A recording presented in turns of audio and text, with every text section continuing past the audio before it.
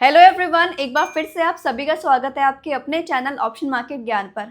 तो सबसे पहले तो हम आप सभी से माफ़ी मांगना चाहेंगे बिकॉज कुछ दिनों से हम आपके लिए इस चैनल पर निफ्टी और बैंक निफ्टी से रिलेटेड कुछ वीडियोस प्रोवाइड नहीं कर पा रहे हैं, जिसका रीज़न हमने आपको टेलीग्राम पर बताया भी था। बिकॉज फाइनेंस कंटेंट को लेकर यूट्यूब और इंस्टाग्राम पर कुछ पॉलिसी को टाइटन किया जा रहा है, जिसके चलते अभी फिलहाल हमें अपने OMG वाले चैनल पर यानी इस चैनल पर वीडियोज़ प्रोवाइड आपको नहीं कर पा रहे हैं।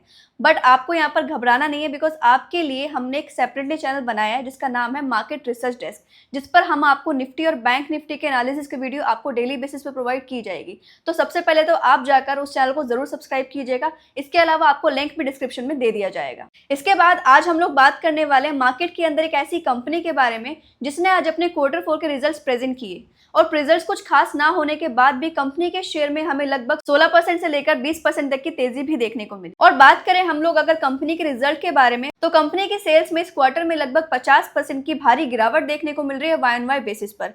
इसके अलावा हम लोग बात करें अगर एबिट मार्जिन की, तो एबिट मार्जिन में कंपनी के काफी ज्यादा श्रिंक होकर आए हैं 16% की गिरावट के साथ में।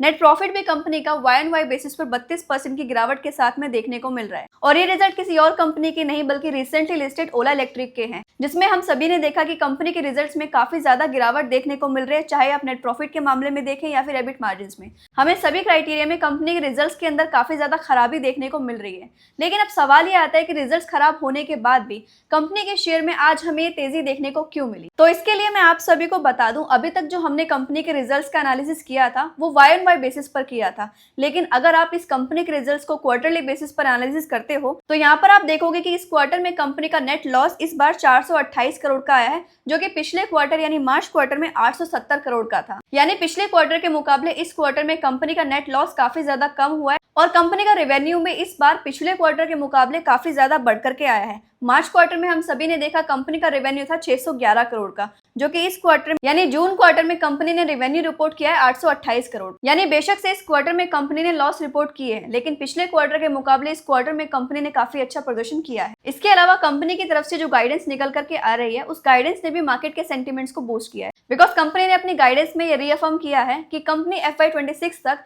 3.25 लाख से लेकर 3,75,000 तक व्हीकल सेल करने वाली है और कंपनी का रेवेन्यू 4200 करोड़ से लेकर 4700 करोड़ तक जाने वाला है। और Q2 के बाद कंपनी का एबिटा भी पॉजिटिव होने वाला है, ऐसा कहना है कंपनी की मैनेजमेंट का। इसके अलावा कंपनी की बिल ऑफ मटेरियल में भी रिडक्शन हुआ है, यानी कंपनी की कॉस्ट में काफी इंप्रूवमेंट देखने को मिल रही है और कंपनी की एफिशिएंसी में भी लगातार इंप्रूवमेंट देखने को मिल रहा है। और ये सभी इंप्रूवमेंट हमें कंपनी के अंदर देखने को मिल रहे हैं just because of vertical integration and proprietary technologies. और जून तिमाही में ऐसा पहली बार हुआ है कि कंपनी का एबिटा पॉजिटिव आया है। और यहाँ पर ध्यान रहे, मैं यहाँ पर एबिटा की बात कर रही हूँ, ना कि एबिट की, बिकॉज कंपनी का एबिट यहाँ पर आपको नेगेटिव देखने को ही मिलेगा। और इस एबिटा को कंपनी आगे भी अगले क्वार्टर्स में इसी तरह से कंटिन्यू करेगी और 5% से ग्रो करेगी। तो गाइस, ये तो थे कुछ रीजन जिसके चलते हमें ओला इलेक्ट्रिक के शेयर में आज अच्छी तेजी देखने को मिली। इसके अलावा मैनेजमेंट के दावे कितने ज्यादा सच्चे साबित होते हैं, इसका पता तो हमें आने वाले क्वार्टर रिजल्ट्स में मिल ही जाएगा। बाकी आज की 20% की तेजी से इन्वेस्टर के बीच में ओला इलेक्ट्रिक को लेकर सेंटिमेंट्स थोड़े से पॉजिटिव हो गए हैं। अब देखना ये बाकी कि क्या इस स्टॉक में जो तेजी हमें देखने को मिल रही है,